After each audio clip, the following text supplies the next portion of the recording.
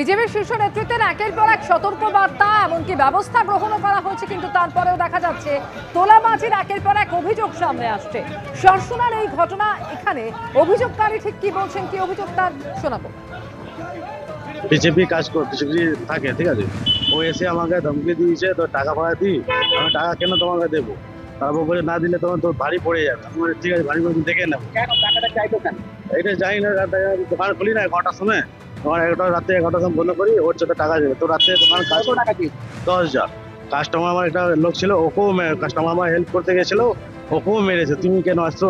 ও মেরেছে। তুমি এই নিয়ে থানায় কমপ্লেন করে? হ্যাঁ, কমপ্লেন করেছি। কোন থানায়? এই তো হ্যাঁ, সরসনা। সরসুনার এই ঘটনায় স্থানীয় মানুষের কি বক্তব্য শুনুন। দোকানে আসি তখন একটু খবর পাই যে এরকম কালকে রাত্রে নাকি ঝামেলা হয়েছে। বিজেপির লোক ওকে নাকি 10,000 টাকা চেয়েছে।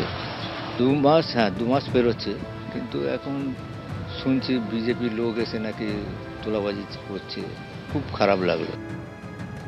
আর এই তোলাবাজির একের পর এক অভিযোগ নিয়ে আগেই সতর্ক বার্তা শোনা গেছিল শ্রমিক ভট্টাচার্য থেকে শুরু করে দিলীপ ঘোষের গলায়। বিচ্যুতি দু এক জায়গায় আছে, কিন্তু কোনো বিচ্যুতিকে দীর্ঘদিন মানা যাবে না। ধরা পড়লে কি করবে? মানে এরকম যদি কেউ থাকে? সরকারের নীতি এ ব্যাপারে জিরো টলারেন্স। আরো 15 দিনের সময় দেখছি আমরা, তারপরে যেটা হবে বুঝতে পারছি। তলাবাজি সংস্কৃতি এত সহজে উঠে যাবেন ভাবার কোনো কারণ নেই।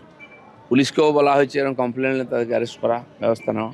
আর পার্টি সব নজর রেখেছে, ভাববেন না এরকম 6 মাস যেতে দিন, তারপরে পার্টি সব হিসাব করবে।